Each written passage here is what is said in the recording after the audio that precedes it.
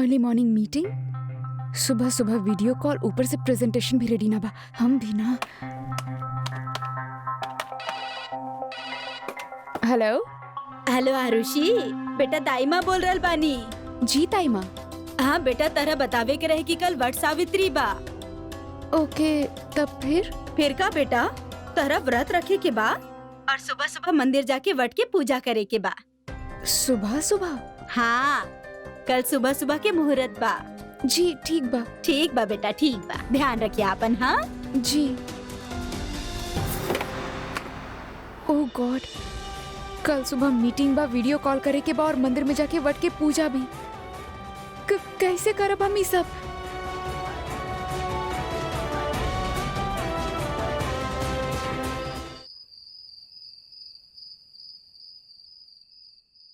आरुषि जी आजा, कुछ खा ला। ना चाची माँ, हमके काम बा। अरे बेटा, थोड़ा सा तक खा ला, कल तारा के व्रत भी रखे के बा। ताइमा बाद में खा लेब, हमके अभी काम खत्म करे के बा। कल सुबह वीडियो कॉल कॉन्फ्रेंस पे मीटिंग बा हमार।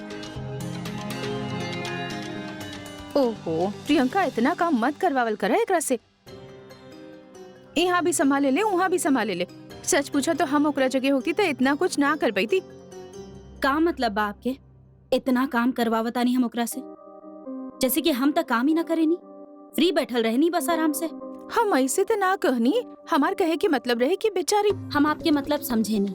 जब भी आरुषि की थोड़ा सा भी कुछ हो खेला तो सब के सब हमरा के ही ब्लेम करे लग जाले, जैसे कि हम जानबूझ के आरुषि के परेशान करतानी, ओकरा तंग करल बानी। दुनिया में बहुत सारे लड़की बाड़ी जे काम करेली, आरुषि भी वही लड़की में से एक बाड़ी। This is normal, so stop sympathising with her. खाना भी ना खा सके नहीं। प्रियंका, रहने दे दीदी। हरप्रीत, तारा के पता बाना कि प्रियंका जल्दी बुरा मान जाली, काहे बोलू? अरे वो बेचारी की हालत देख के हम ऐसे ही कह देनी। प्रियंका हर बात के कुछ ज्यादा ही सीरियसली ले लेवे ले। चला छोड़ा, हमरा के तो चिंता ये बात के बा कि कल आरुषि के व्रत भी बा और मीटिंग भी बा। वो दोनों चीज कैसे मैनेज करी? उम्मीद करतानी कि वो अपन काम जल्दी से निपटा ली ताकि पूजा में कोनो विघ्न ना आवे।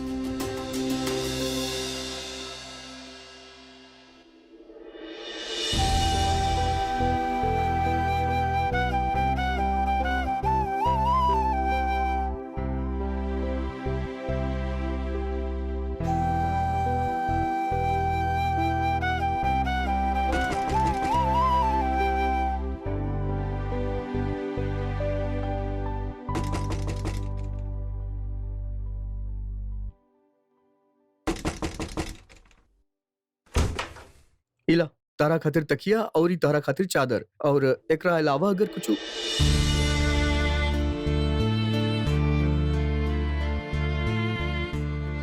आई ओके?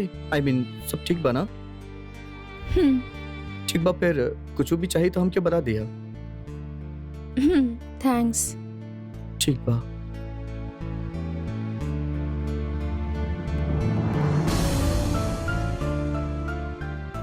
पक्का सब ठीक बना?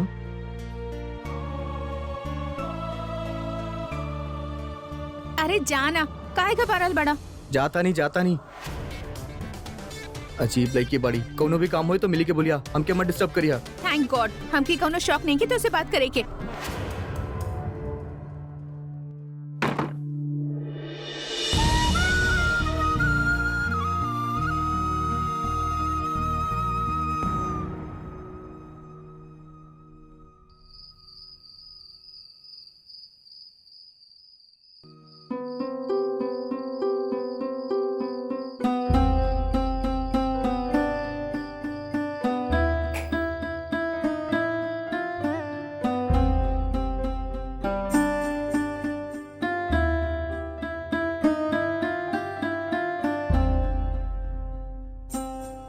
कितना अच्छा से तू सब कुछ संभाला तारू।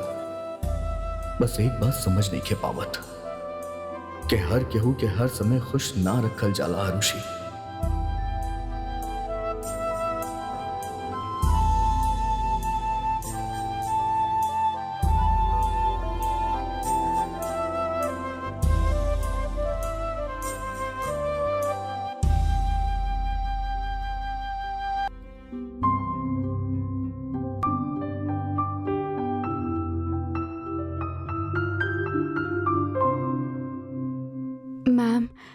प्रेजेंटेशन पूरा हो जाए और फिर वट सावित्री के पूजा भी तबाह, सब अच्छा से हो जाए। I promise. I love you Vihan, I love you till the end. जैसे ही हमारी प्रेजेंटेशन पूरा हो जाए हमनी लोग हनीमून पे जाए। हमार सरप्राइज है, हमारा एंग्री वत्सल खातिर सीक्रेट रखबा, केहू के मत बताइए।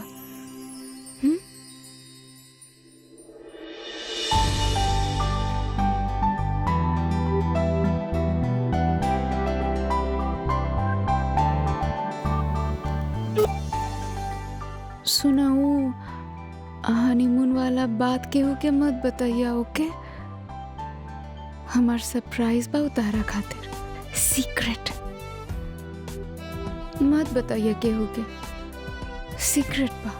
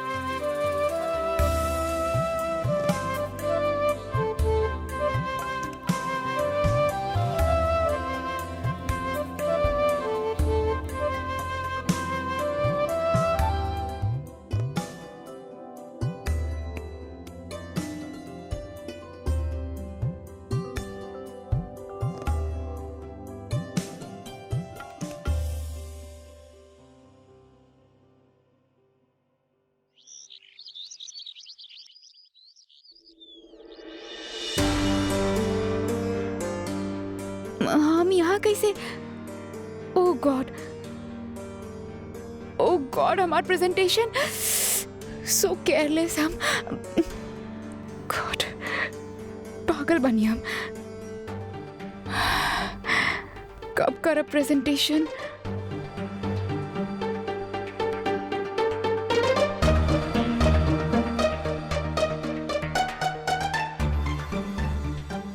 प्रेजेंटेशन तो तैयार बा।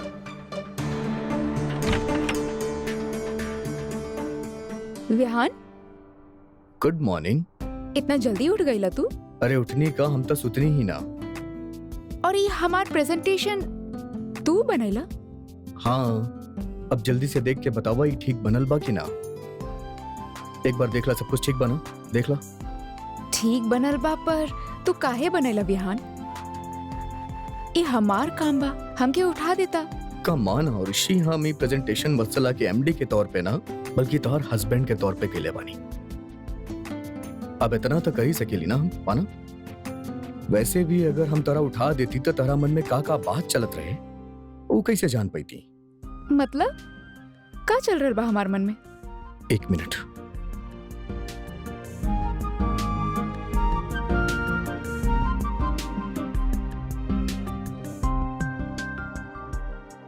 का?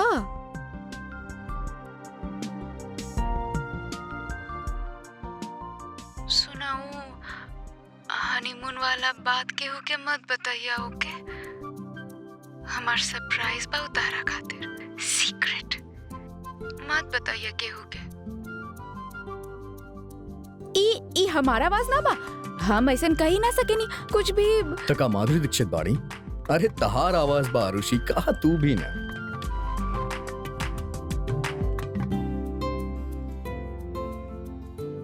Thank you.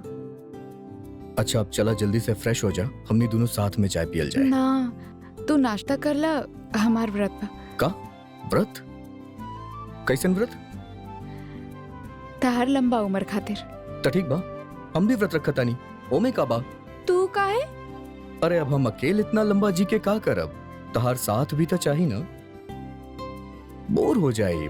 Vihaan, Arushi sorry.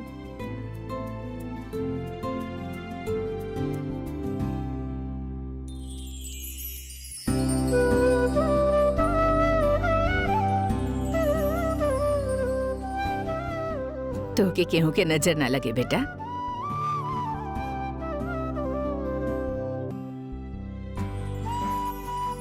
जियत रहा बेटा। बेटा तोहार पहला वट सावित्री के व्रत बा, बहुत अच्छा से करिहा। 1 मिनट।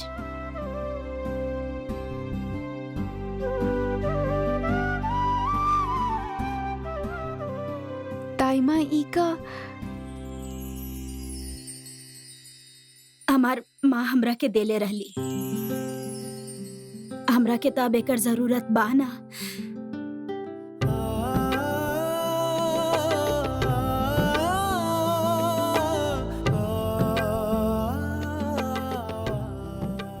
थैंक यू चाची माँ। जियत रहा बेटा।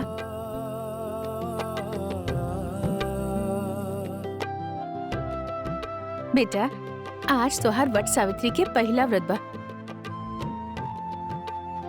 हमरा तरफ से ई रखला। चाची माँ ई पहिन ला बेटा। ई व्रत हमनी की किस्मत में तो बाही ना। बस हमनी यही बात से खुश बानी कि आज से ई घर में वट सावित्री की पूजा होगी, करवा चौथ मनावल जाए।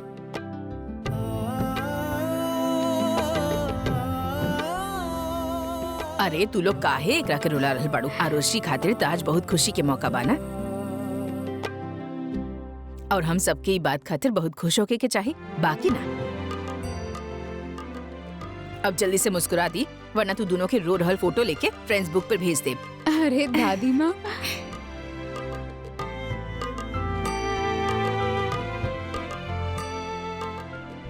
अब बेटा एगो काम कर, हम भी चल रहल बानी तोरे साथ।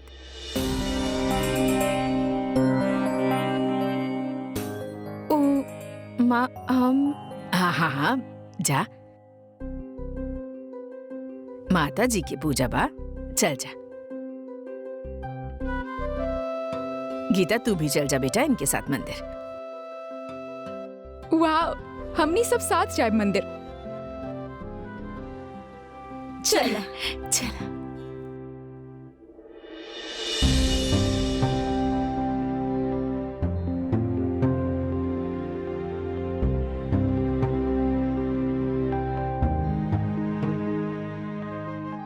याद बाना आज वीडियो कॉन्फ्रेंस बा। जी बस मंदिर के पूजा खत्म कई के ऑफिस आ जाए। प्रोजेक्ट रेडी बा। जी बुआ माँ। टाइम पे पहुंच जाइए ऑफिस।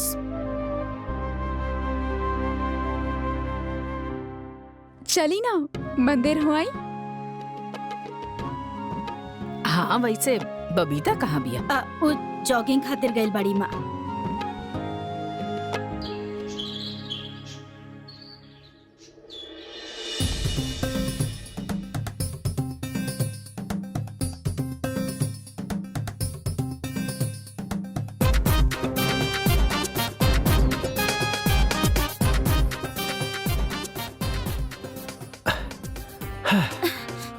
What the hell? तोहर प्रॉब्लम का बा?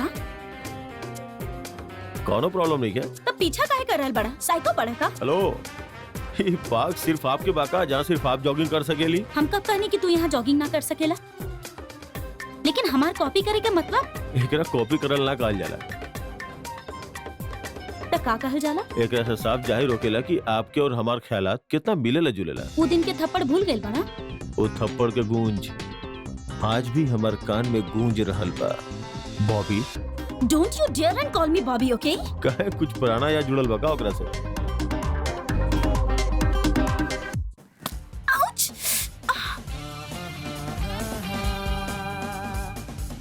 एगो बात कही,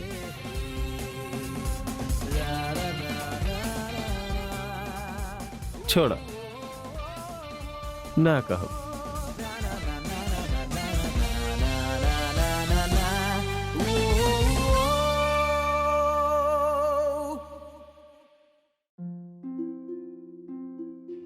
यहाँ तो बहुत भीड़ बा, टाइम लगी। माथा टेकाई। चाची माँ आप चलिए, हम प्रिया के वेट कर रहे हैं। जल्दी आ जाइए। हाँ जी चले चले। आरुषि मैम, प्रिया अच्छा भैया तू आ गइलो। हम तो के यहाँ ऐसे बोले नहीं काहे कि पूजा खत्म भइला के बाद ऑफिस जाते जाते एक बार हमनी प्रेजेंटेशन रिवाइज कर लेब, ओके? हाँ बट ई भीड़ देखी ऐसा लागत बा कि कम से कम आधा घंटा लग जाए। आधा घंटा? या ओ गॉड, 1 मिनट हम पूछ के आवतानी। प्लीज।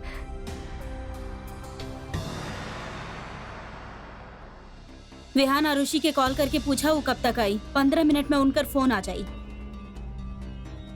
विहान, विहान, हाँ का बहिल ठीक पड़ा ना तू? जी बिल्कुल ठीक बा। आरुषि से फोन करके पूछा कि वो कहाँ पहुँचली। 15 मिनट में मीटिंग शुरू होके वाला बा। I'll call him.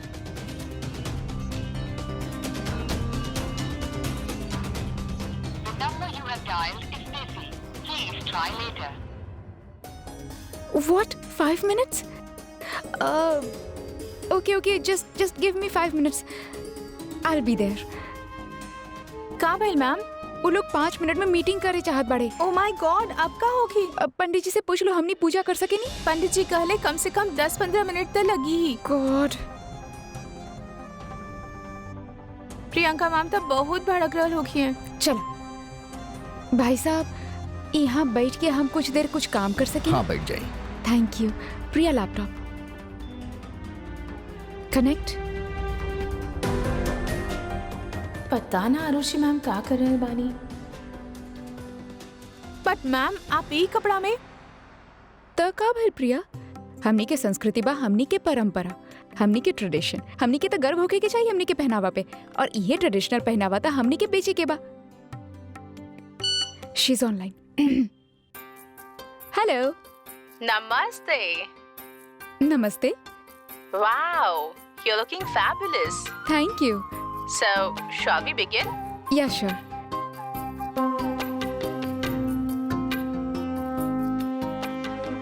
What is all that noise? Actually, today is a very auspicious day in India. It's called Vat Savitri Puja, where a woman fasts for the long life of her husband, which is why I'm dressed like this. And there is a little noise out here. Oh.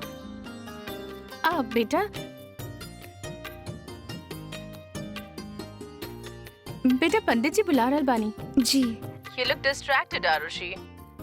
There is a ritual a married woman has to perform and I'm supposed to be doing it right now. So, Wow, it sounds so interesting. Can we watch? sure. Just forget about the presentation. I would like to watch the rituals. You know what? I like to watch them from my husband. He has been behind my success. Please, Arushi. Of course, but the presentation? You can mail me that later. Perfect.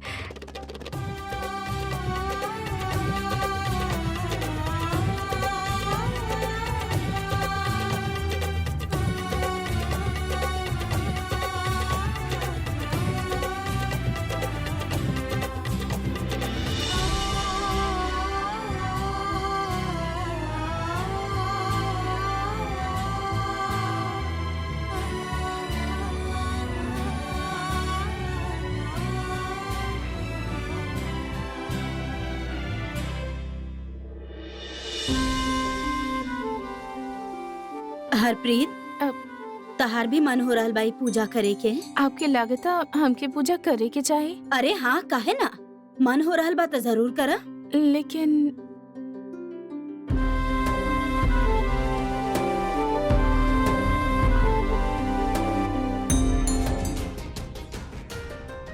हमरा ना लगेला आरुषि वक्त पर पहुंच पाई।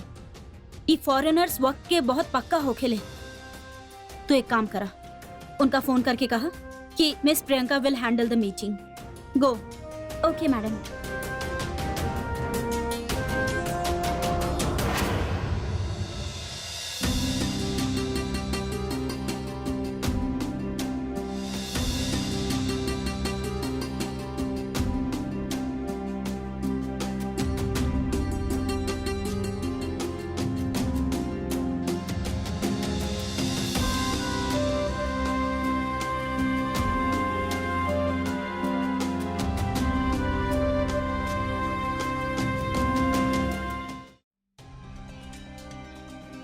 Ma'am, वो UK lady line पे बाड़ी। Okay, put her on the line. Hello, I'm Priyanka. I'm so sorry. Fantastic, Priyanka. Arushi and me already done the meeting, and she has mailed me the presentation. That's really nice. We all just loved it. Yes, yes. Indeed, she is a very talented girl. Thank you. Thank you, and bye-bye. Bye-bye. Arushi ma'am तो कमाल कर देली madam. उनका presentation तो foreigner के दिल ही जीत ले होखी।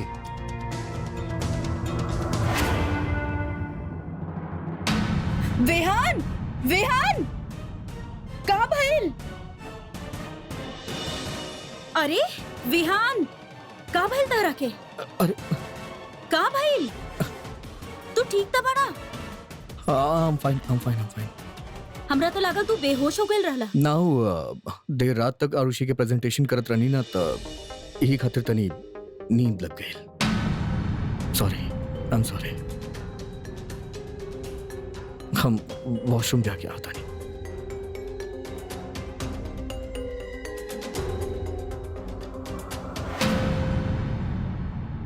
मैम रुकी, मैम सॉरी, वो मैम आपके अंदर आवे से मना के लिए बड़ी। काहे? वो एक खातिर की काहे कि तू झूठी बाड़ू। You're a liar. तू हमार बेटा विहान से ई प्रोजेक्ट पर पूरा रात काम करवेलू और ई प्रोजेक्ट के पूरा क्रेडिट खुद ले लू। ना बुआ माँ, आप गलत समझ रहल बानी। विहान हमार मदद कैलस पर एगो पति होखेले के नाते आप ही कहे नी ना कि प्रोफेशनल लाइफ और पर्सनल लाइफ अलग अलग होके के चाहिए। हाँ, हम मानत आनी, लेकिन विहान बेहोशी के हालत में रहे। He was almost fainted. कहाँ बाऊ? कौनो जरूरत नहीं के चिंता करे के। ठीक बाऊ, हमनी ओकर फिक्र करे नी, हमनी के ओकर ख्याल रखे आवेला। आज तक रखले बानी और हमेशा रखे के बा। अपन करियर खातिर ओकरा नुकसान ना पहुंचाई तो हार जैसन। तू जाने लू ना, हमरा अनप्रोफेशनल बिहेवियर बिल्कुल बर्दाश्त नहीं के। बुआ माँ, हमार बात। Shut up. You're out. What? Yes. You're out of Vatsala. तारा 2 हफ्ता खातिर सस्पेंड कइल जाला।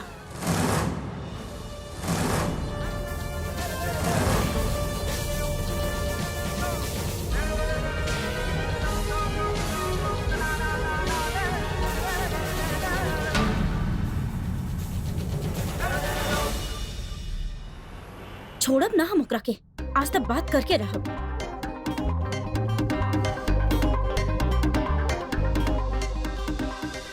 पता नहीं लड़का हमरा से का कहे चाहेला। अगर ये ऐसन वैसन बात कैलस ना, इतना मारा कि मुंह लाल कर दे बोकर। भोला शक्ल बा एकर, लेकिन बा एक नंबर के बदतमीज। सही कहे ले लोग, अक्सर शक्ल ना धोखा दे जाला। बस इतना भी मत देखिए। एक टक ऐसे देखत रहा तो आपके हमसे प्यार हो जाई। Shut up. हमरा ही बतावा, तू पार्क में हमरा से का कहे वाला रहला? का कहे वाला रानी? आई एम सॉरी, हम भूल गए नहीं। अरे तू ऐसे कैसे भूल सकेला? तोरा याद करके बोले के पड़ी। बोला। और वो बात सुने खातिर आप यहाँ तक चले नहीं? वाह, दैट्स ग्रेट। हाँ नहीं, अब बोला। ठीक बा, बोल रहा बानी। I love. अभी तो आप कहत रानी की बोला, अब जब बोले जा रहा बानी तो आप हाथ चला रहा बानी। तू ना, अरे रुक। क्या कर रहा बानी? सुनी, हमारी बात तो सुनी। तू ना, रुक। सुनी। Shut up. आइंदा हमरा से ऐसा बात कैला ना तो और मारब। पड़ल रहा होए जे।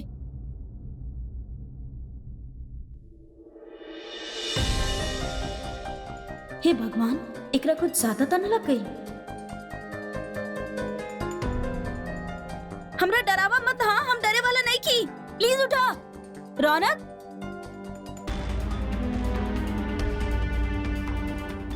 रौनक, रौनक, उठा। रौनक, रौनक प्लीज। रौनक उठा प्लीज। रौनक, रौनक, रौनक उठा।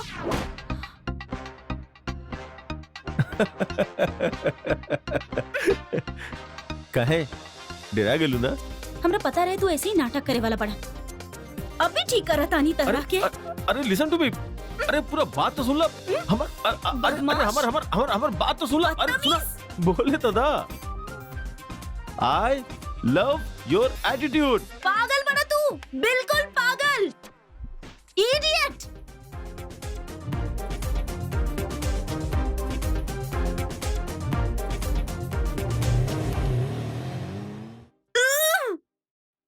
विहान तू ठीक तो बड़ा ना? ऑफ कोर्स ठीक बानी आरुषि, हमके का भइल बा?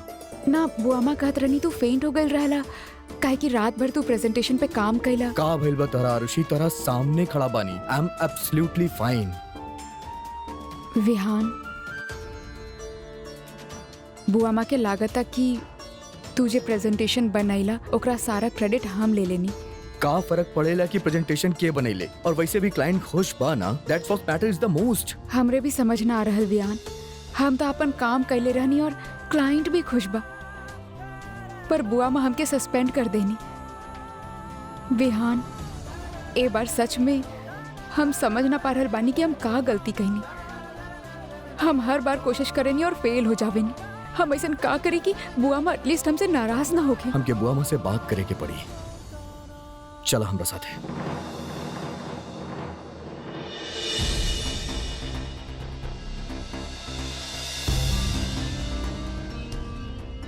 We need to talk बुआमा, हमके आपसे बात करे के बा। बोला। आप ऐसे कैसे आरुषि के 2 हफ्ता खातिर सस्पेंड कर देनी? You're right। हम ऐसे कैसे आरुषि के 2 हफ्ता खातिर सस्पेंड कर सकेनी?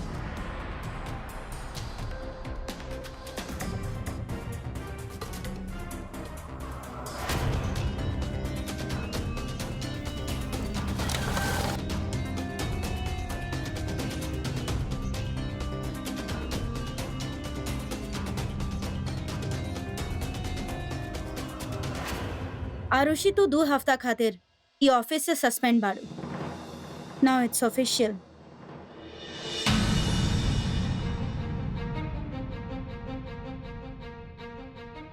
ये सब का बा बुआमा? विहान, ई कंपनी के जॉइंट एमडी होके के नाते हमरा पूरा हक बा कि हम अपन स्टाफ के रूल्स फॉलो ना करे पर सस्पेंड कर सकी। अब हमरा लगता आरुषि बहुत थक गई बाड़ी, घर और ऑफिस के जिम्मेदारी निभा ना पा रहल बाड़ी, बहुत स्ट्रेस्ड बाड़ी। थोड़ा आराम की जरूरत बता रखी। That is not the case बुआमा। Vihaan, हमरा तोहरा से उम्मीद बा कि तू हमार डिसीजन के रिस्पेक्ट करबा, और अगर तू भी थक गइल बाड़ा तो थोड़ा देर खातिर अपन कैबिन में आराम कर ला, और अगर मन करे तो कॉन्फ्रेंस रूम में आ जाइए बोर्ड मीटिंग खातिर। I'll wait for you।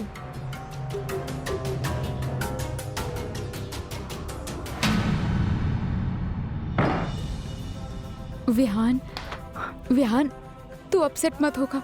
बुआमा इतना बड़ा डिसीजन ले बानी ता सोच समझ के ही ले होगी, है ना? May be she is right, हमके आराम की जरूरत बात। अब बस करा आरुषि प्लीज, हर बात में पॉजिटिविटी के ढूंढल बंद करा तू।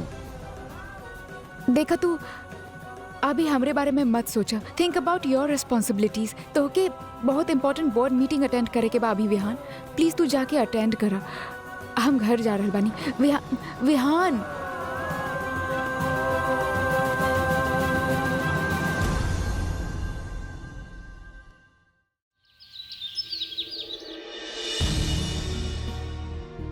हरप्रीत, का भइल?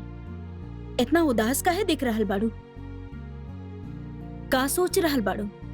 कुछ ना दीदी, आज आरुषि विहान खातिर वट सावित्री के पूजा करत वक्त कितना अच्छा लागत रहे ना। हाँ, लागत त रहली, बाकी हम जाना तानी हरप्रीत, बात बस इतना सा नहीं खे। तू सुबह से ही बहुत डिस्टर्ब दिख रहल बाड़ू। बोला ना, का बात हो गई? कितना अजीब बात बा दीदी। वैसे तो हम सब भूल जावेनी, कुछ यादें ना रहल हमके, लेकिन चाह के भी अपन अतीत के ना भुला पावेनी हम। हरप्रीत, अतीत के त बुलावे के ही पड़ेला। ओ मेरा हफ्ता पुराना जख्म और ताजा होते रही ना। और आज में खुश रहे के बा त अतीत के भूल जाए के पड़ी, हा ना?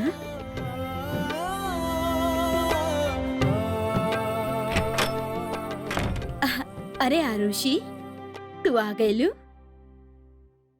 कमाल है, प्रियंका जल्दी छुट्टी कर देला तोहार। हाँ हाँ, प्रियंका के बहुत चिंता होखत होई आरुषि के, और काहे ना होखे।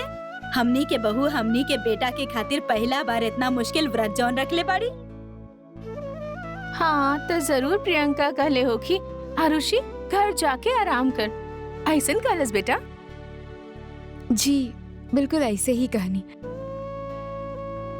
हमके आराम करे खातिर ही घर पे भेजले बानी। हाँ तो सीधा अपन कमरा में जा और जाके आराम करा। प्रियंका ऑफिस के काम से छुट्टी देले बाड़ी और हमने घर के काम से छुट्टी देतानी। चला जा, जल्दी जा। आरुषि कब तक दूसरा की गलती छिपावत रहबू तू? हमके पता चल चुकल बा आरुषि कि आज प्रियंका सबके सामने तो के 2 हफ्ता खातिर ऑफिस से सस्पेंड कर देले बिया। हम सही करल बानी कि ना? तू चुप काहे बाड़ू आरुषि? विहान हमके फोन कैलस और सब कुछ बता देहलस।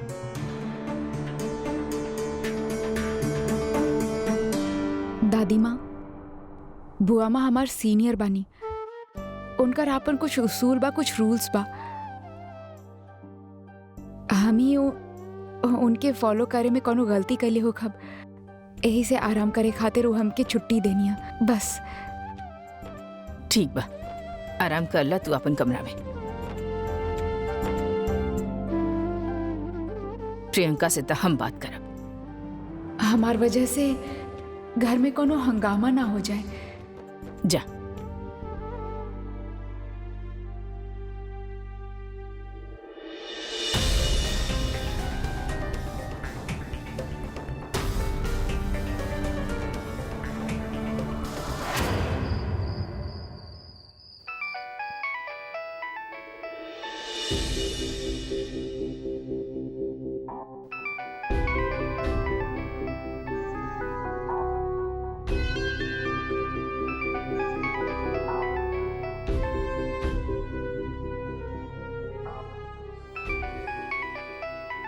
के हो सकेला है? फोन उठाए कि ना?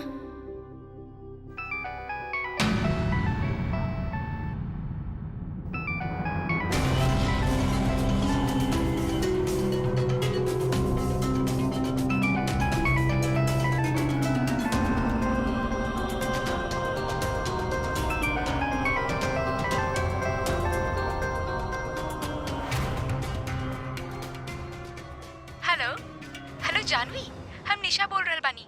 ई हमार न्यू नंबर बा। हाँ, और तू कहाँ बाड़ू? देख निशा, हम जहाँ भी बानी हम सेफ बानी।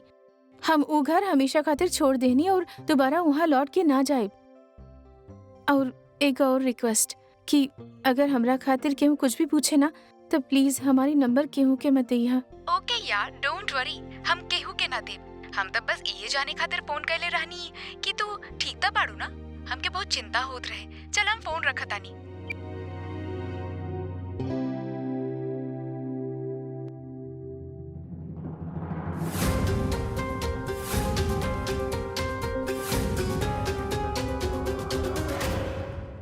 बाकी माही तक कितना बड़ा जाती बाना। प्रियंका एक बार भी ना सोचली कि आरुषि पहला बार बिहू खातिर व्रत रख ले पाड़ी।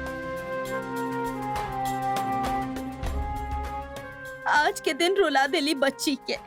और फिर आरुषि मंदिर में बैठ के लैपटॉप पे ऑफिस के सारा काम कर लेते रहना, फिर का प्रॉब्लम रहे? हाँ, आज प्रियंका कैलस, हम उससे बहुत नाराज बानी। हमरा पता रहे कि आप सब हमार पीठ पीछे हमार बुराई ही करत होखी।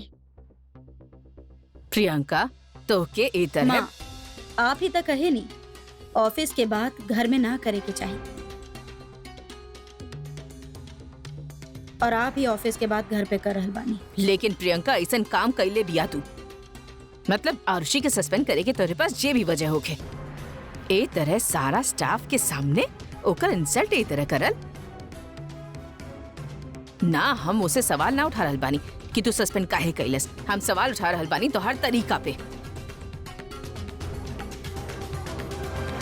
जी हम जानत हन आपके हमार कौनो भी काम करे के कौनो भी तरीका पसंद नहीं के। हमार कौनो डिसीजन आपके मंजूर नहीं के। वत्सला ज्वाइन करे के पहले दिन से ही आपके हमार सारा तरीका सारा डिसीजन गलत ही लागल।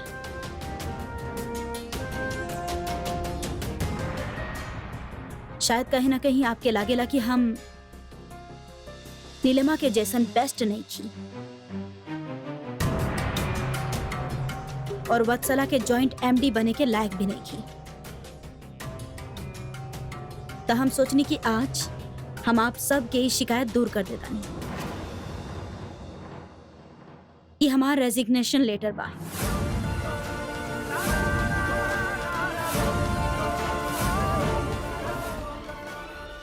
प्रियंका, प्रियंका रुक जावा। माँ अब दी के समझावल बहुत मुश्किल बा। आपके पता बनाओ कितना जिद्दी बाड़ी। अगर वो फैसला कर ले बाड़ी तो बस कर ही ले बाड़ी। अब वो केहू के ना सुनी। दादी माँ हम बुआ माँ के मनाई। ना बेटा तू ऐसा गलती मत करी है। वो बहुत गुस्सा में बाड़ी तो हर बात बिल्कुल ना सुनी। उनके सुने के होखी। हम उनके रेजिग्नेशन ना देवे दे।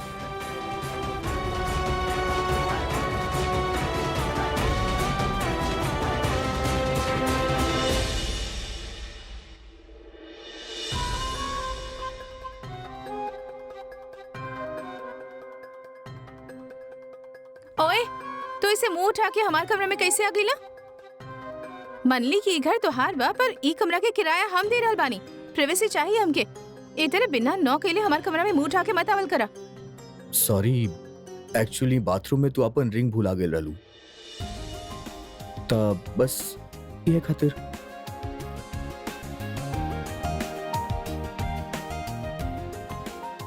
Thank you. अब तू जा सकेला। हम कहनी तू जा सकेला। चल जाई,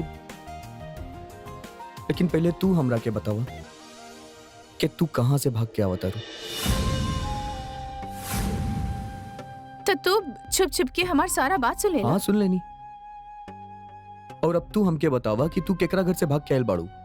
हम ना चाहता नहीं कि घर में कोनो भी पंगा होके कल के। ओ हम अपन मॉम डैड के घर से भाग रहल बानी।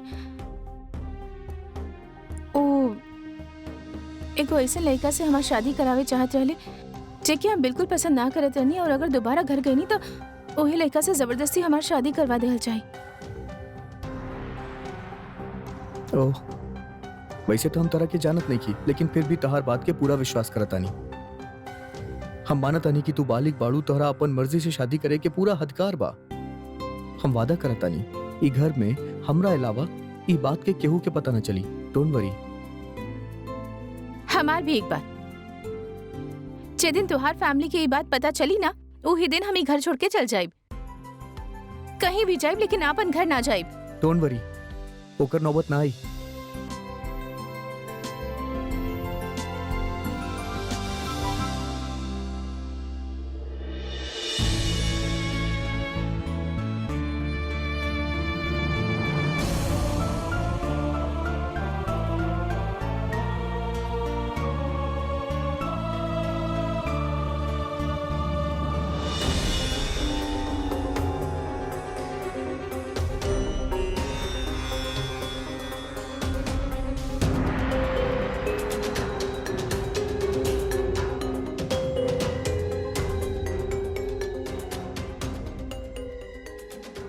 अब का तू हमरा से माफी भी मंगवाई बू।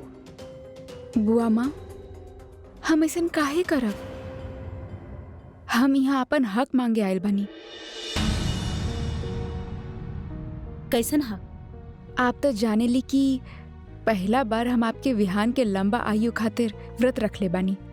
जब एगो बहू पहला बार व्रत रखेली तब बेटा के माँ ओके एगो तोहफा देवेली। हम आपसे अपन तोहफा चाहत बानी। का चाहेलू? अपन विहान के खातिर आपके हमके एगो चीज देवे के होखी। अगर आप विहान से प्यार करें नी तो आप मना ना करिए। देखा, विहान हमार बेटा बा और हम ओकरा से बहुत प्यार करेनी और हम ओकरा खातिर कुछ भी कर सकेनी। का चाहिए तारा के? तब फिर आप तोहफा के तौर पे प्लीज अपन इस्तीफा वापस लेके ओके फाड़ दी।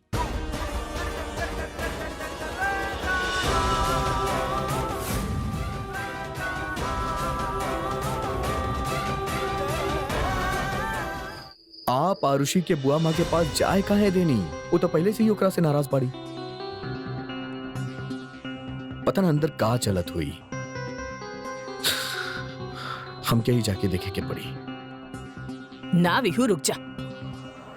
हमके ना लगता वो दोनों ऑफिस के मैटर पे बात कर रहे लोग हैं।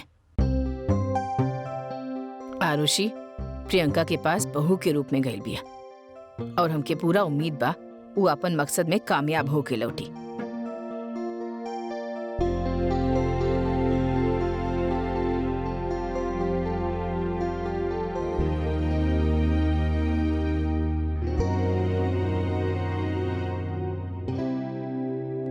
एकर मतलब कि सही समझनी आप। बुआ माँ लेटर फाड़ देनी, वो रिजाइन ना करिए।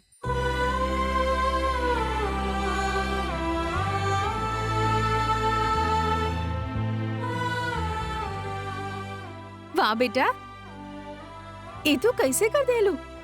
ये एगो ट्रेड सीक्रेट बा। Trade secret?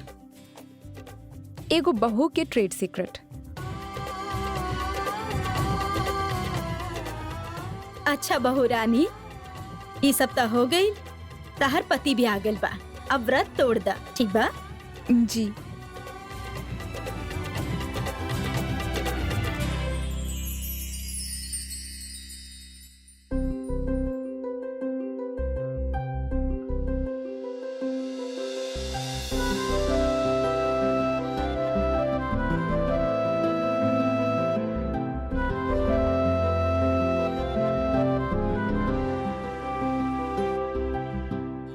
चला विहान, अब आरुषि के पानी पिलावा और एकर व्रत थोड़ा।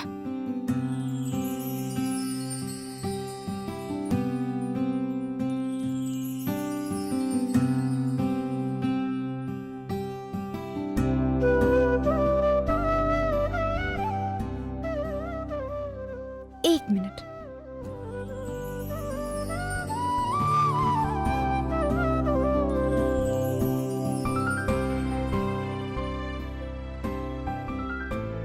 आप सबके शायद पता ना बा, पर आज विहान भी व्रत रख ले बा। अच्छा, ये तो बड़ा अच्छा बात बा।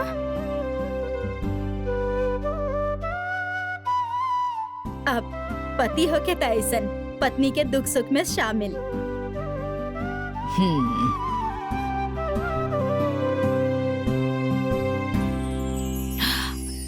एक मिनट,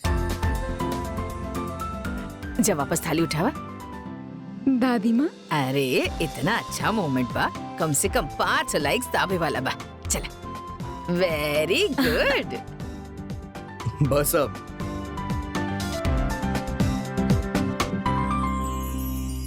दादी माँ। जियत रहा।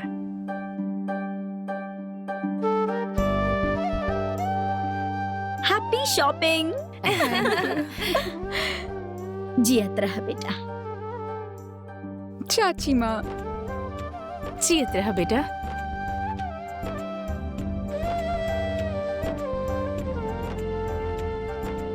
चला, अब एक दूसरा के प्रसाद खिलावा।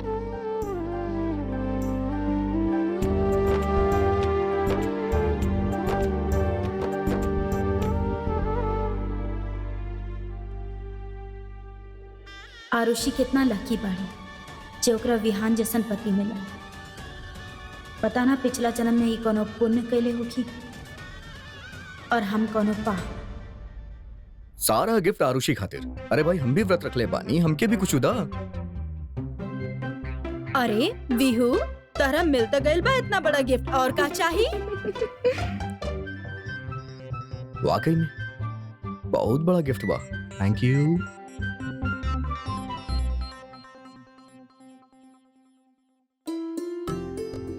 तो दोनों की केहू के नजर न लगे।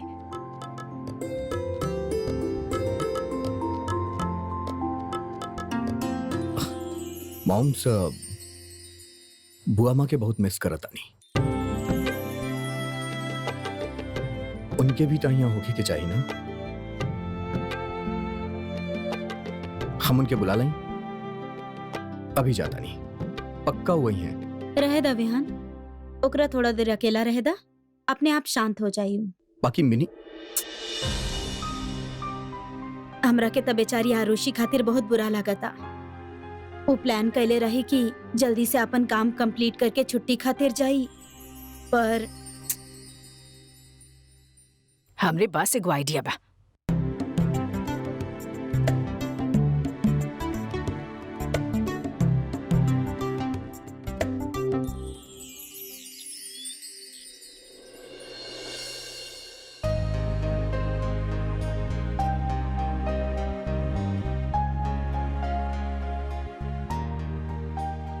विहान सर कहाँ बड़े? वो अपना केबिन में आरुषि मैम के साथ बैठल बाड़न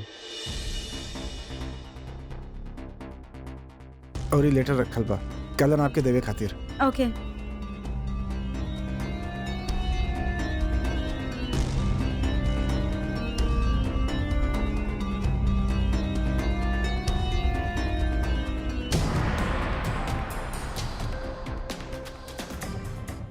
विहान 2 हफ्ता के छुट्टी मांग ले, अपन हनीमून पर जाए खातिर। ओके, अभी सारा जगह में से चूज करके बतावा कि तोहरा कहाँ जाए के बा। विहान, इंडिया के बाहर के हर जगह हमरा खातिर अच्छा होगी, काहे कि इंडिया के बाहर हम आज तक गईली ना बानी। ऐसे तू ही सेलेक्ट करा कहाँ जाए के बा। अरे फिर भी कोनो तो ऐसा ड्रीम जगह होई जहाँ तू जाए चाहता रू। अरे वो बाना DDLJ में शाहरुख खान और काजोल के रोमांस कहाँ बहल रहे? स्विट्जरलैंड। स्विट्जरलैंड। परफेक्ट, तो फिर हम स्विट्जरलैंड के टिकट बुक करवा देता नहीं। ओमे का बा बुआ माँ, तू यहाँ का कर रहल बड़ो? वेल आज आरुषि ऑफिस में हमार वाइफ होके के नाते आयल बाड़ी। ओ एक्चुअली हमनी हनीमून खातिर लोकेशन देखत रहनी and we have finally decided हमनी स्विट्जरलैंड जाता नहीं बानो। देखा ना कितना खूबसूरत जगह, बहुत मजा आई। अरे बुआ माँ, I am sorry, I hope आपके हमारा छुट्टी वाला लेटर मिल गई हुई। परफेक्ट।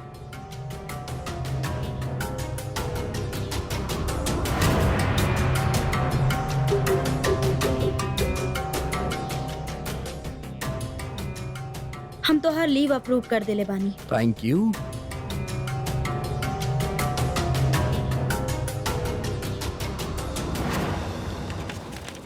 चला देखल जाए, ना तो टिकट्स ना मिली। यहाँ देखो, अच्छा बना।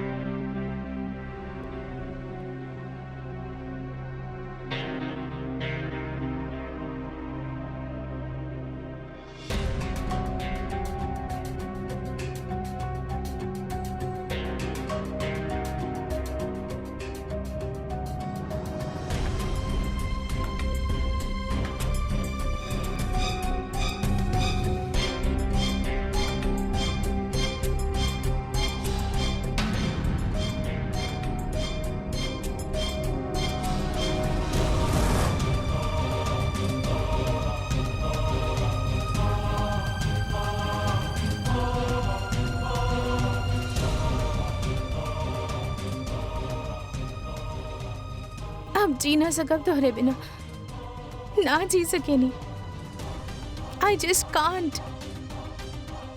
ऐसी तो बेहतर बा कि हम मर जाए।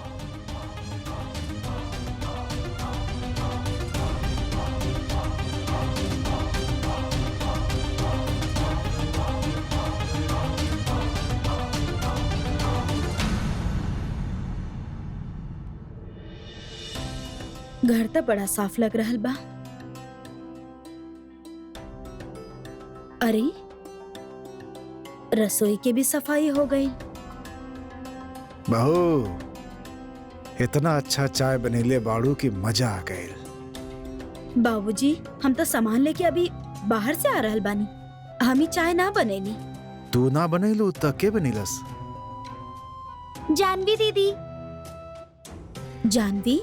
हाँ, वही सब काहे कैली। हम भी उनका से यह पूछनी कि वो आज सारा घर के काम काहे करल बाड़ी, तो वो कहली हमरा घर के काम करेल अच्छा लागेला, साफ सफाई। वो हमरा से हर एक चीज पूछ पूछ के अपन जगह पे रख देली। अच्छा, बड़ा संस्कारी लड़की बाड़ी। हमरा के जाके ओकर धन्यवाद करे के चाहिए। हाँ हाँ हाँ, बिल्कुल।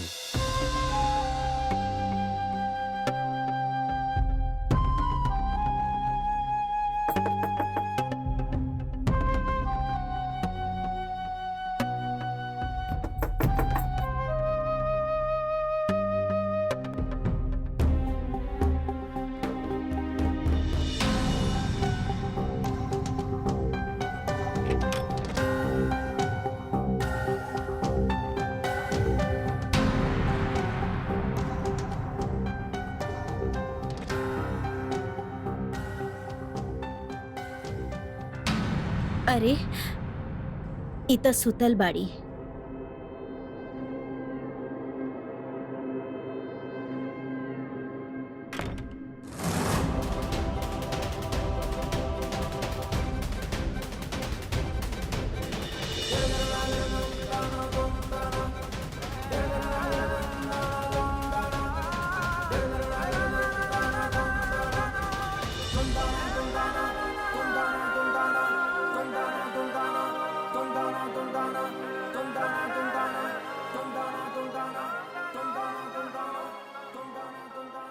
हम तोहरे बिना जी ना सकेनी, लेकिन मर भी ना सकेनी। जिए के होगी हमके, जिए के होगी।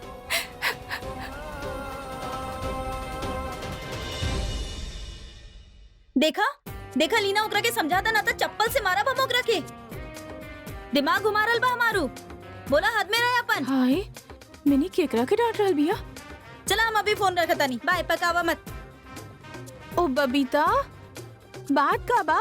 पूछो तो ना का चल रहल बा। अरे पूछो ना चल रहल बा। अरे देखा देखा देखा, गैस करा हमके फ्रेंड बुक पे रिक्वेस्ट के भेजले बा। माँ, आपके फ्रेंड रिक्वेस्ट के भेजी? होई आपके कोनो स्कूल के पुराना friend? What do you mean? मतलब तू लोग के लागेला हमार स्कूल के पुराना फ्रेंड ही हमके जाने ली। अच्छा तो ये देखा। हाय, कितना हैंडसम बा। का भइल? शाहरुख खान फ्रेंड रिक्वेस्ट भेज ले बा का आपके? शाहरुख खान जरा पुराना हो गई बा। ई बार रौनक पंजाबी, उहे डांसर साइज वाला। What?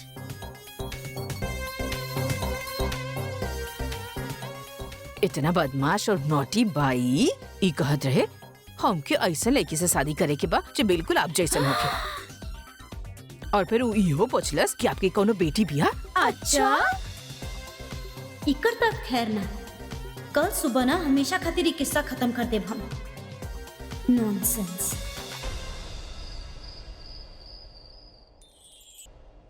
हमने डिसाइड कर ले बानी कि हमनी हनीमून खातिर स्विट्जरलैंड जाए। अच्छा, पता बा हम भी हमेशा स्विट्जरलैंड जाए चाहत रहनी। हमें को काम करता नहीं, हम तू लोगन के साथ वहाँ चलत बानी। का? कबो न जा पाई, तू लोग के साथ जाए ठीक रही। वहाँ जाके सेल्फी लेत रह और सेल्फी अपडेट भी करत रह। माँ का तू लोग के सचमुच लागल कि हम दोनों के साथे जाए? काहे तू लोग के भी ऐसा लागल हनीमून पे जाए इनके साथ?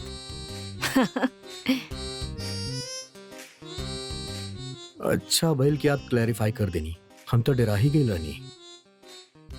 पर विहान, इतना जल्दी टिकट मिल पाई? Aarushi madam, madam Priyanka madam ने लिफाफा भेजले बाड़ी आप खातिर। बुआ माँ का भेजले बाड़ी, देखा?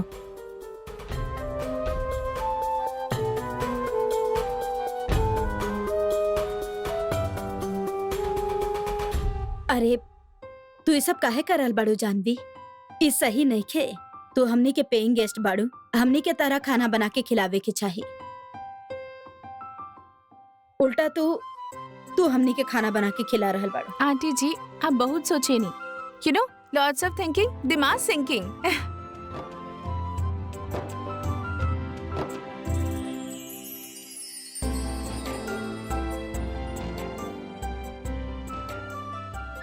का सोचा ताड़ू बहू?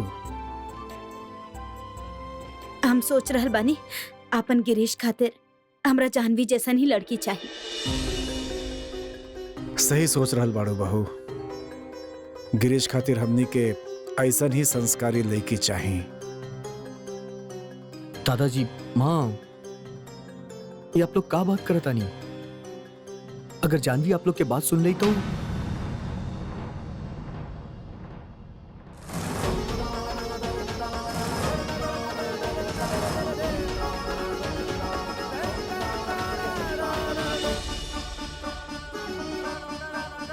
स्विट्जरलैंड की टिकट बा।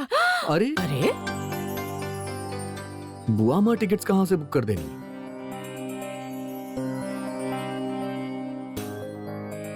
बिजनेस क्लास के टिकट तो कहीं अवेलेबल ही ना रहे, हर जगह फुल। और इहो भी बा। बुआ माँ हमार सस्पेंशन कैंसिल कर देनी और हम ऑफिस ज्वाइन कर सकेनी। एक मिनट बेटा, एमे इतना खुश होके के का बात बा? अगर तू ऑफिस जाइबू तो हनीमून पे कैसे जाइबू? हाँ, इतना पॉइंट बा। तारा के हनीमून पर भेजल ही एक खातिर जात रहे, काहे कि प्रियंका तारा के सस्पेंड कर देले रहे।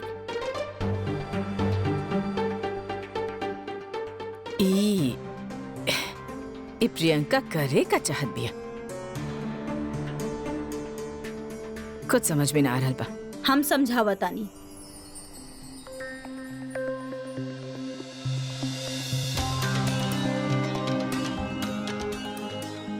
हमरा के पता रहे आप लोगन के समझ में ना आई। आरुषि छुट्टी पर जाई, पर ऐसे ना कि ओकरा सस्पेंड कर दिहल गइल बा,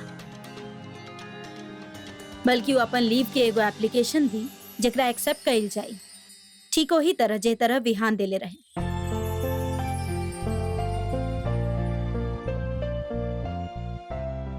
आप लोग हमरा ए तरह काहे देख रहल बानी?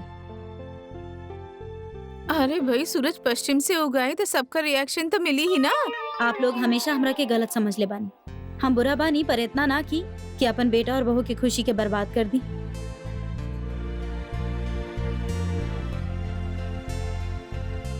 आई एम सॉरी आरुषि, हम तहरा साथे बहुत बुरा बर्ताव कैनी। Please forgive me. बुआ माई का कर रहल बानी? हम सही कह रहल बानी। असल में हम तारा के हमेशा तो हर गलती पर टोकनी, वो यही से काहे कि हम ना चाहता नहीं कि तू दोबारा जिंदगी में वो गलती करा। माँ हमरा के हमेशा कहत रही, अगर गलती हो गइल बा ओकर सजा भी मिले के चाहिए,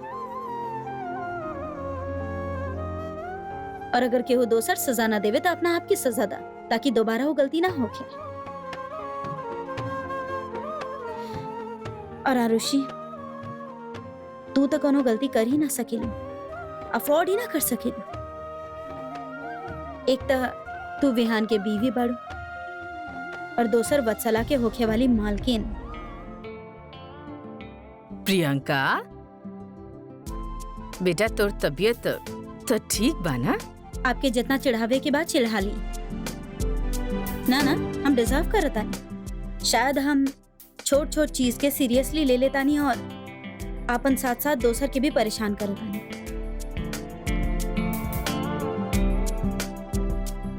का करें? आई थिंक हमरा लाइफ में कोनो फन ही नहीं खे शायद से।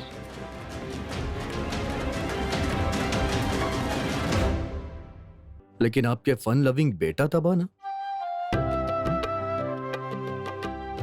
Thank you. वेलकम। बुआ माँ,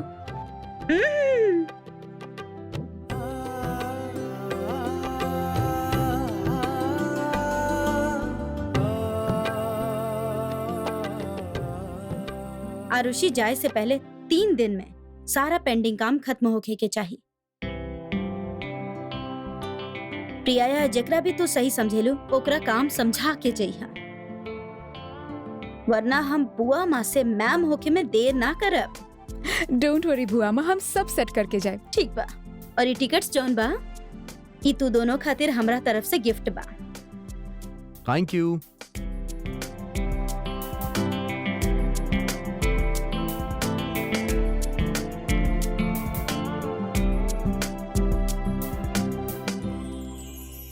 कहीं तो कुछ गड़बड़ बा।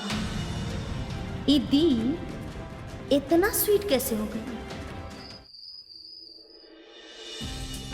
वाह विहान विहान, ई बहुत अच्छा बा ना? हम यहाँ जरूर जाए। माना डन, हम ही होटल मार्क कर देता नहीं। विहान कितना अच्छा लग रहा है बा ना?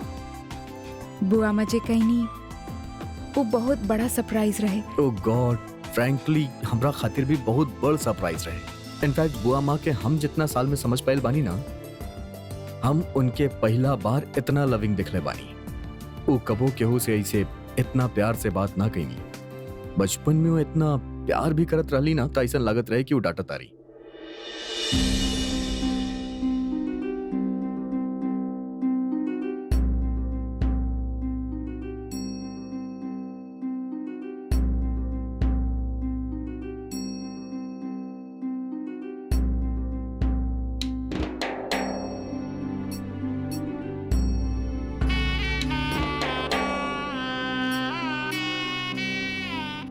पता बा, आज पहला बार हमके ऐसा लग रहा बा जैसे सारा माँ सही मायना में हमके अपन बहू के रूप में स्वीकार कर ले बानी।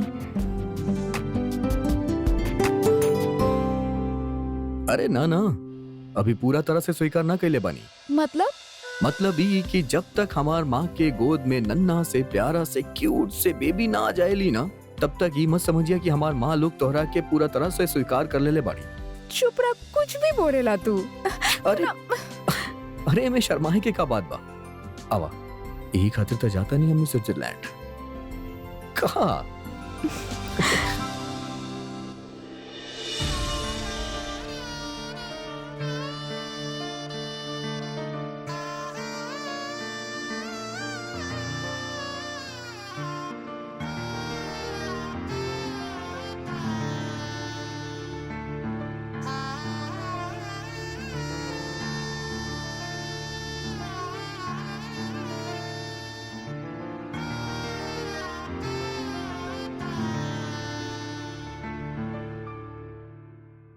कितना खुशकिस्मत बाड़ी आरुषि, जो ओकरा विहान जैसन पति मिले,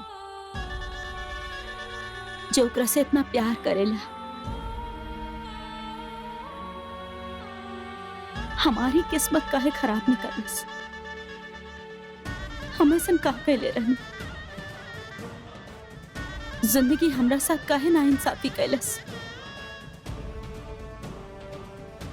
हमार का गलती रहे? सिर्फ इतना ही ना कि हम अपन पसंद से शादी कैले रहनी। अगर वो खराब निकलल था उसमें हमार का गलती बा? हमरा ही साथ ऐसन काहे भइल? आरुषि और तमाम दोसर औरत ऐसन का पुण्य कैली कि वो एगो सुखी जीवन जी रहल बाड़ी। हमहू एगो सुखी जीवन जिए चाहे नहीं। आरुषि के दिहल हर सजा ओकरा खातिर वरदान बन जाला। ओकरा हम सस्पेंड कही और ओकरा हनीमून खातिर छुट्टी मिल गई।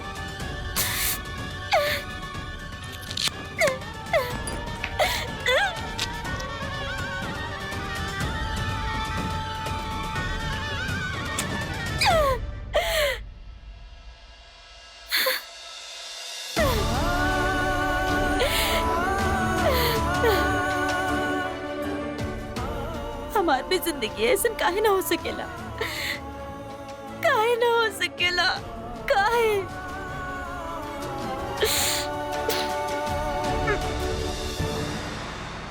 अभी आगे के सारा प्लानिंग हमने स्विट्जरलैंड में करब। स्विट्जरलैंड में कहाँ है? यहीं पे प्लानिंग कइल जाए ना।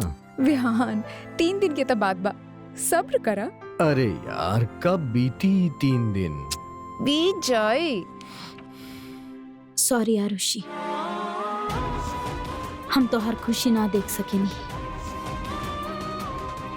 हम ना देख सकेनी, बिल्कुल भी ना देख सकेनी हम तो हर खुशी। हम कहा करी हम। तू अपन लाइफ एंजॉय कर, ये हम होके ना दे, हम होके ना दे भी आरुषि, ना होके दे भी।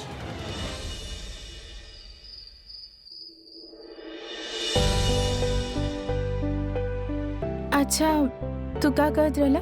कौन सी बात अगर हम सुन लेती तब?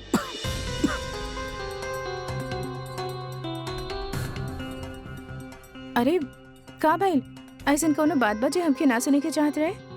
ना एक्चुअली में वो का बना के वो हम नाइट कॉलेज जाएनी ना, तब माँ कहत रहली कि हम तोरा से ट्यूशन ले लें। ट्यूशन हमसे? कौन से सब्जेक्ट्स में? तब कमजोर तो सारा सब्जेक्ट में बनी, मैथ्स में तो ये हाल बा कि बुरा बुरा सपना आवेला, और साइंस में फिजिक्स, केमिस्ट्री, बायोलॉजी, इनके बीच के डिफरेंस हमका समझ ना आवेला।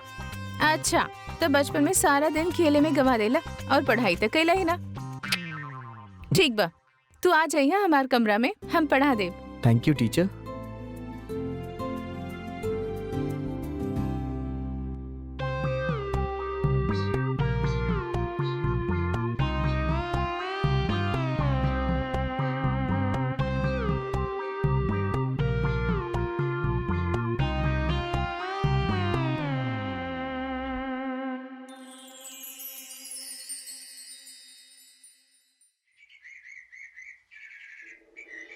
आज कहीं दिख जाए ना तो छोड़ब ना हम एकरा के। अच्छा, ऐजा बैठ के लड़की के साथ टाइम पास कराल बा। आज तो तू गईला बच्चू, तुहार तो What the hell? सॉरी। का करल बानी आप? हमरा लगल आपके हूँ और बानी। I'm very sorry। अरे ऐसे कैसे कौन और समझ के मारत रहनी आप? अरे सॉरी बोल देने ना, मारनी तना ना हम। कमाल बा, इनका एटीट्यूड तो देखा। एक तो गलती कहीं नहीं और ऊपर से अगर दिखा रहल बानी। अभी आप ज्यादा बोलबो ना तो एक थप्पड़ आपके ही लगा दे। चलो भागे जैसे, अरे भाग।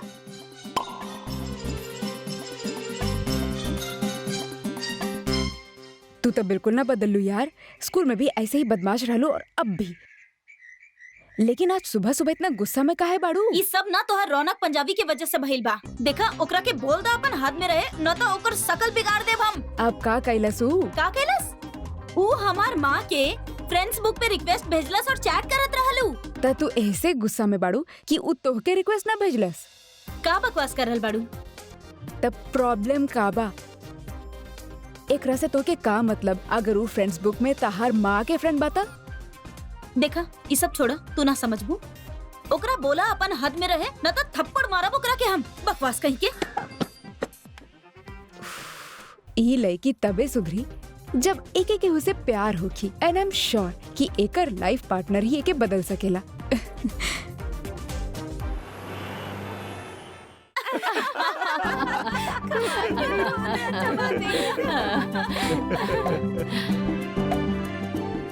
अब हम आप सबके डांस एक्सरसाइज के बारे में बताते नहीं।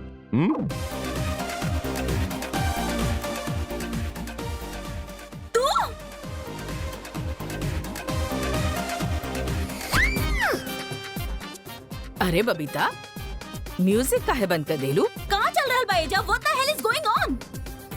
और ये आदमी अंदर कैसे आ गए? अरे हमनी एके डांस एक्सरसाइज सिखावे खातिर बुलेले बानी। और बबीता पता बा एक्सरसाइज बॉडी खातिर कितना जरूरी होखेला, और ओकरा में तनी सा फन जोड़ दिया जाए, वाह वाह वाह, मजा आ जाला। अरे बाबा हमरा सब पता बा, लेकिन एकरा काहे बुलेला? अरे पर एमे का खराबी बा? हाँ, अरे आपके पता बा ना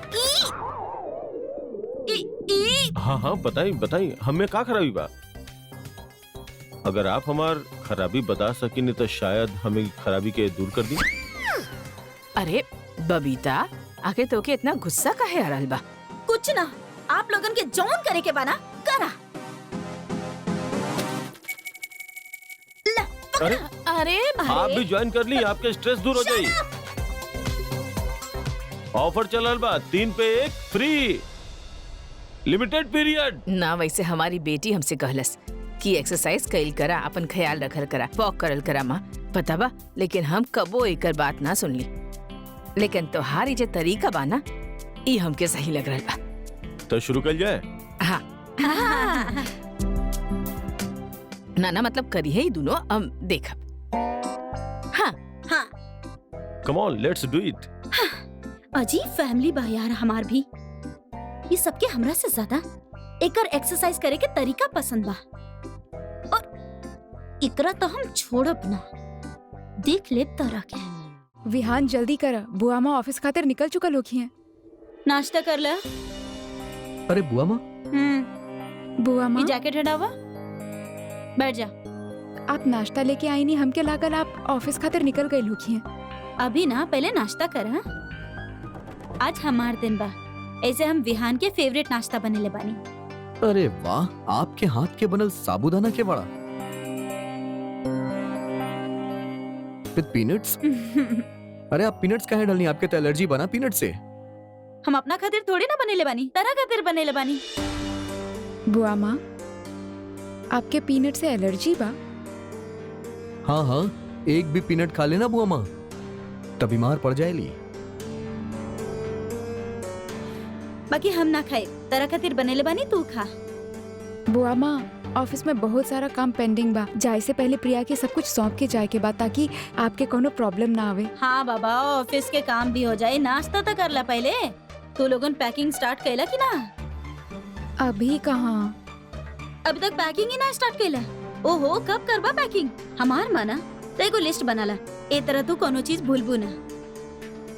चला नाश्ता करा, फिर बाद में हमरा के दिखैया कि गरम कपड़ा कौन सा रख ले बाड़ू तू। हाँ, गरम कपड़ा ना, सब नॉर्मल ही ले ले बानी। नॉर्मल कपड़ा? तेरा पता बा वहाँ के टेम्परेचर? ओफो, अब पैकिंग करे भी सिखावे के पड़ी तू दोनों के। चलो एगो काम करा, नाश्ता करा, ओकरा बाद दोनों शॉपिंग पर चल जा। शॉपिंग? ई वक्त? बुआ माँ, लेकिन अभी काम। नथिंग डूइंग, हम करल बानी ना। नाश्ता खत्म करा हाँ, और शॉपिंग पे जा, ठीक बा? Thank you. वेलकम।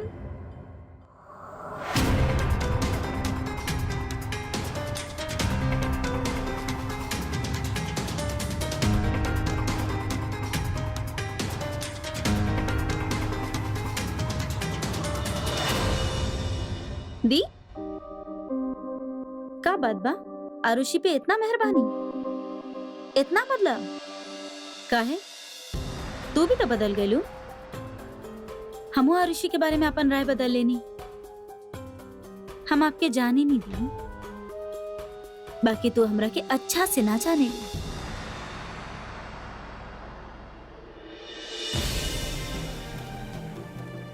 दी, एक बार हम आपके आरुषि के खिलाफ कुछ ना करे थे, चाहे ओकरा खातिर ना, हमरा आपके खिलाफ काहे ना खड़ा होके के पड़े। ये सब रहे था जानवी, हम ये सब कर ले।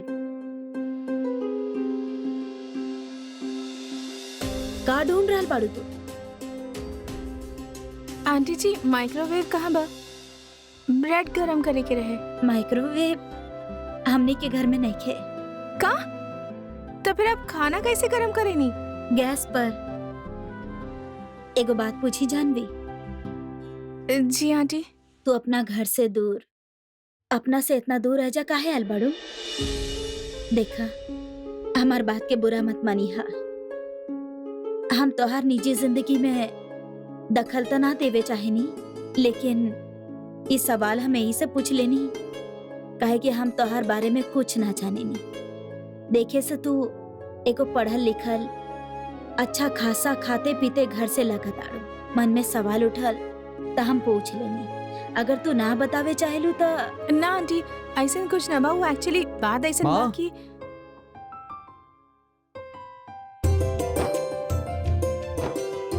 फाइनली हमके एगो बहुत बड़ कंपनी में अच्छा नौकरी मिल गई बा।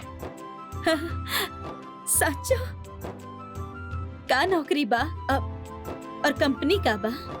अब माँ राजस्थान में एगो बहुत बड़ कंस्ट्रक्शन कंपनी है गुप्ता एंड सन्स, तो उनके यहाँ पे एगो बहुत बड़ कॉन्ट्रैक्ट मिलल बा और वो हम सुपरवाइज करे वाला बानी।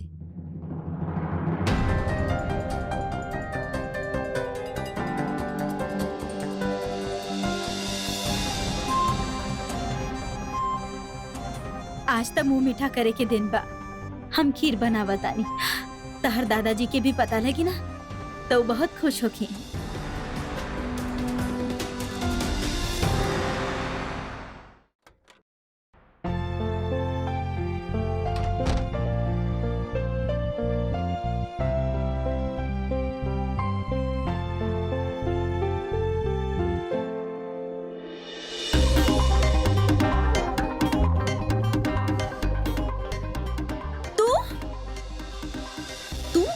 तू एजा का करल बड़ा? अंदर कैसे आइला?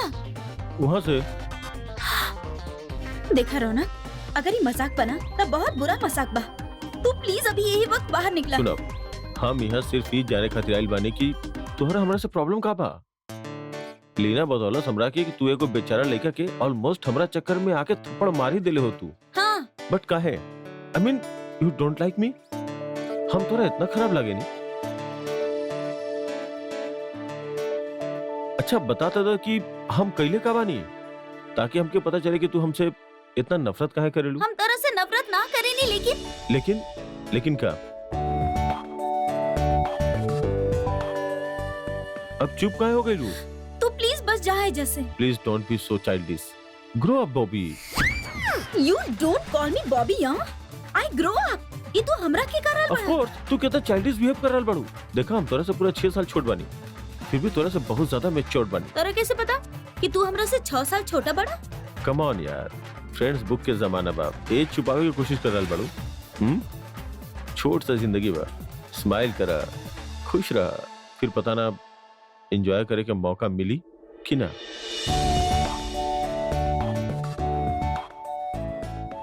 देखा हमके पता बा तू हमके पसंद करेलू, पर हमके ही नहीं के पता कि तू हमके ना पसंद करे के दिखावा काहे करेलू। नाउ रिलैक्स, चिल और दोस्ती के हाथ बढ़ावा।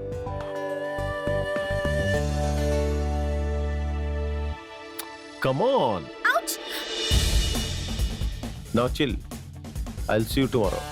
कल से तू भी माँ के साथ डांस एक्सरसाइज ज्वाइन करबो। बस हमके ही डिसीजन खातिर कोनो डिस्कशन नहीं करेंगे। It's final. I will see you tomorrow. By.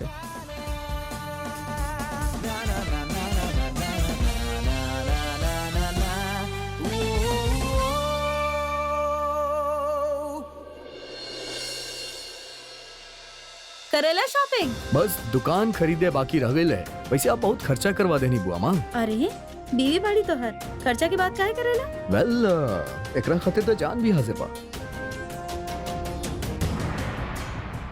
चला बहुत हो गई शॉपिंग, तनी काम कर ले। हाँ ऑफ कोर्स। हम चल रहल बानी, हमके बहुत काम बा। आरुषि तू रुक, तरह से काम बा हमरा के।